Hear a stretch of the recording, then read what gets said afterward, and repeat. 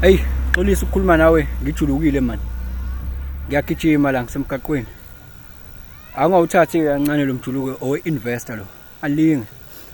Thathe kancane. Ake ngiphume la emalini. Ake ngikhulume kancane ngespirituality manje. Ngoba ngiyazi mawuthinta imali abantu baba sensitive because they don't want to face their demons, ne? Ama emotions nemali, those are two interchangeable things. That is why money, moon, emotions, those are one and the same thing, or they belong to the same WhatsApp group. Esikhuluma nge-spiritual alignment ngoba ayikho i-wealth ongayicreator ube successfully financially, ube well established and well to do, ube ne financial abundance ungekho spiritually aware and spiritually aligned. That is why I have to touch on those two things njalo mangabe ngikhuluma. So thina sakhruva kakhulu ukuthi emaklabhini fethu siyazi ukuthi eklabhini einganeni nje akukhuluma amazwi akho lapha, kukhuluma amandla akho lapha ya. Ukuthi ukhuluma kahle wena uyaziwa awuqonywa awushela isebenzi le yanto, kusebenza amandla akho lapha ya. So nalana ke ka spirituality akusebenza amazwi akho la, kusebenza amandla akho. Thula ngikutsheleke ukuthi kanjani ngalesi sikhathi. Ubingelelo changes akasha uthi kungenzeka noma yini, noma inini noma kanjani kunoma ubani ngoba impilo ayisiyona lento ocabanga ukuthi iyona. Possibilities are infinite in the universe. Your own consciousness is your own limitation. Kukude lapho esisuka khona futhi kukude lapho esiya khona. Beka phansi umoya ungatatazeli, uyabona. Lapha na ka spirituality kusebenza amandla akho ukuthi ukholela kangakanani kulento oyishoyo. Akusebenza amazwi akho la ukuthi wena ufisa imoto enkulu, ufisa umuzi omkhulu, ufisa ini le yonke into oyifisayo, ikhulumayo, ithandazayo, icelayo ayisebenzi le yanto. Kusebenza amandla akho ukuthi wena ukholo lwakho kulento oyishoyo ifaith ingakanani kule yonto. Okokuqala lokho ekumele ukuthi ukukhiphe in mind ukuthi by saying this is what you want, you are just blowing the hot air. But what counts the most is not even the belief, the conviction you have. That is why sisho ukuthi mawuthandaza uyakhomanda kunjalo, because you have to train yourself to say I know ukuthi this thing is like this. I know it's just a matter of time for it to manifest. It is like this, there is no any other way. So I end up a belief weak, yes, can help you to get to the level of conviction. Yabo? Ya kumele ukuthi ube strong ke mfethu. Okwesibili, yabona lapha na ka spirituality.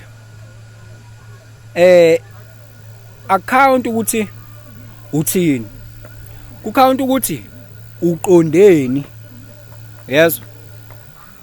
Ngoba yabona kunale amagama lawo uNkulunkulu ubiza ngamagama amaningi futhi akanalo igama ke kwakona vele uqanjwa abantu, akanalo igama, hana ishape, hana iform, akalutho nje. Yabo? Nakhona ukuthi akalutho sekukumenza ukuthi abe utho. Yabo? So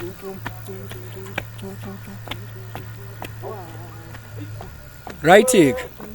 So uNkulunkulu lo esimbiza ngoNkulunkulu, abanye bathi umdali, abanye bathi uGod, abanye bathi infinite living mind, abanye bathi the omnipotent, the omnipresent, abanye bathi i-creator, abanye bathi umdala wensuku, abanye bathi uElohim, abanye bathi uJehova, abanye basho into eziningi yezo ngoNkulunkulu. Ngifuna ukukutshela something ngike.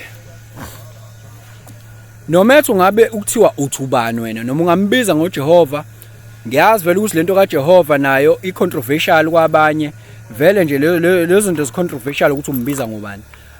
Mina into engikutshela yona ukuthi akunandaba ukuthi umbiza ngobani. Okunendaba ukuthi wena uyini, what is it that you mean, that you are pointing towards, ne?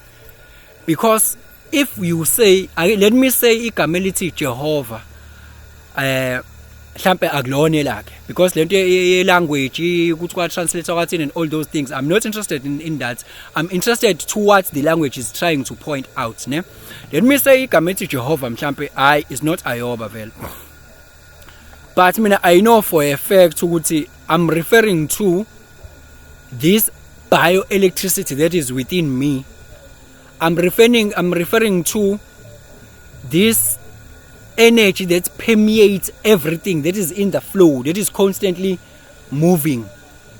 That is the essence of everything. That is the foundation and the creator of everything. That's what I'm referring to if I say Jehovah. That let me say that's what I mean.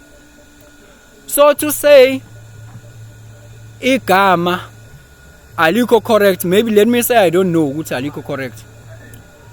But for the fact of which I know what I mean, maybe I might be wrong by calling it that way. It doesn't matter.